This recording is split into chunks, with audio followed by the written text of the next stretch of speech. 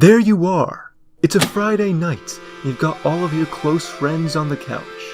The sweet aroma of the fresh Domino's pizza fills the air. The fizzy crackle of the 2-liter Coke beckons you, and the possibility of finding a girlfriend pisses itself away as you turn on the TV. It's finally a Friday. Yes, finally here. Friday. Jojo's Friday.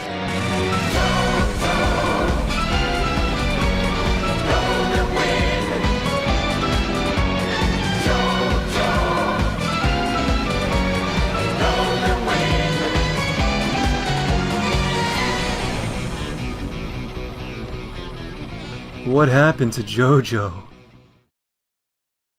As many of you know, JoJo's Bizarre Adventure was originally a manga created in 1987 by Hirohiko Araki, a man just as timeless as his work. There have been many anime adaptations of JoJo's Bizarre Adventure in the past, but it wasn't until 2012 where the animation studio David Productions took on the gargantuan task of animating the entirety of the JoJo's Bizarre Adventure story, starting all the way from the first part. The anime was met with lots of positivity and praise, as David Productions had done a wonderful job of adapting the story thus far. While JoJo's had always been a staple of manga and anime culture in Japan, it was relatively unknown in the West for some time. But with the ever-increasing popularity of anime and manga growing in the West, and with an adaptation that was universally praised, it was inevitable that we would get our grubby little mitts on JoJo's eventually. Soon, the entire world was making JoJo poses and watching along this bizarre adventure. When Part 5 of JoJo's Bizarre Adventure, Golden Wind, was airing, it sent shockwaves through the world. Every week, people tuned in to watch, making fan art, fan animations, reactions, and most importantly, memes. Now say what you will about how Reddit and cringe a vast majority of JoJo memes are nowadays, but it can't be denied that the abundance of memes that came out during the airing of JoJo Part 5 didn't have a huge part to play in the hype and general enjoyment many found themselves being a part of.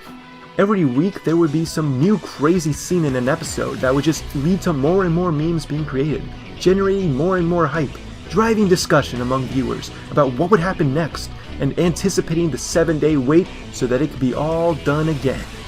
Those 10 months of non-stop JoJo was something you could only experience if you had been there, and it was certainly a beautiful time. Shoo. So, then what the hell happened to JoJo Part 6? Did you even know the last few episodes were going to drop tomorrow? No? I assume you had probably forgotten about it for the most part after the first 12 episodes had dropped all the way back in December of last year. I know I sure as hell forgot about it. See, for the first 5 parts of JoJo, the series aired on a weekly basis, a new episode once a week, and continuing that until the part's conclusion. Then, a few years wait for the next part, and a repeat of the cycle once again. But when it comes to Part 6, it's a bit different. As many of you may be aware, JoJo Part 6 became a Netflix original. Now, this didn't mean the studio changed at all. It's still the same old David Productions at the handle. But the global streaming rights were now in the hands of Netflix.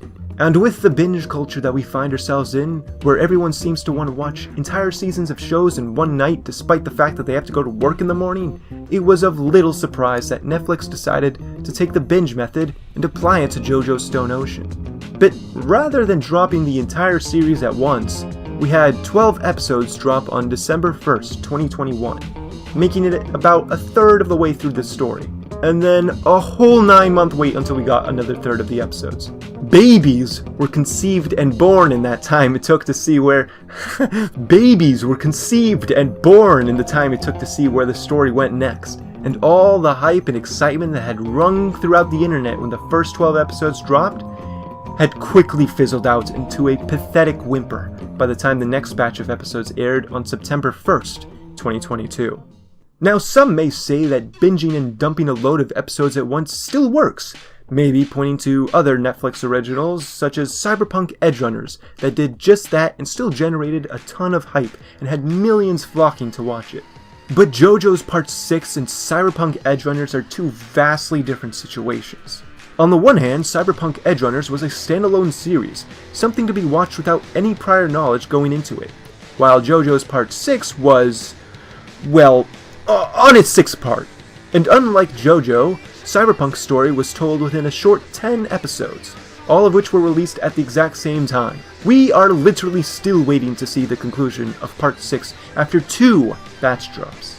And even then, I'm of the opinion that Cyberpunk Edgerunners would have generated more hype and captured an even bigger audience had it aired weekly instead, allowing people to take time to digest the episode they had just watched, discussing with others, and speculating what would happen next week.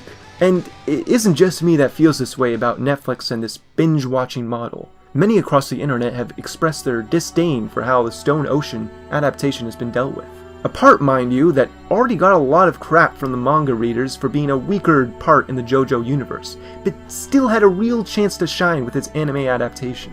Hell, even Japanese producers have been losing faith in Netflix and think that traditional TV broadcast methods are probably the best bet going forward. And I can't say I blame them. As the old saying goes, if it ain't broke, don't fix it. So, is there a solution to this problem? While Netflix stock continues to crap the bed, while people are canceling their subscriptions, and while people are airing their grievances online, there really isn't much else that can necessarily be done. While Part 6 of JoJo's was never my favorite, I was excited to at least see it find a new audience among those that had been only keeping up with the anime. But it seems that never really got a chance to happen. All in all, this isn't to say that the actual anime itself is bad by any means. If anything, the adaptation so far has been really well done, which is to be expected of David Productions.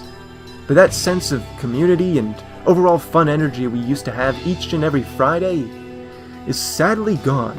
I'm not sure what the future holds for JoJo, but I can't say I'm more than a little worried about how the adaptation of JoJo's Part 7 will be handled in the future, especially with it easily being regarded as the single best JoJo part of all time.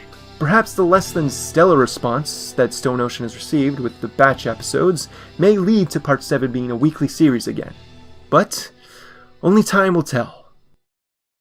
In the meantime, watch Cyberpunk Edgerunners because that is a certified banger, 10 out of 10, anime of the year, this song. Thanks for sticking through to the end of the video. Let me know your thoughts on how Netflix is handling Part 6 and whether you prefer weekly episodes or batch drops in the comments down below. I'm curious. In the meantime, make sure to subscribe to my channel. I upload lots of videos about anime and manga with the occasional animation I've created as well. That's all from your favorite snail pirate. I'll see you bodacious buccaneers soon.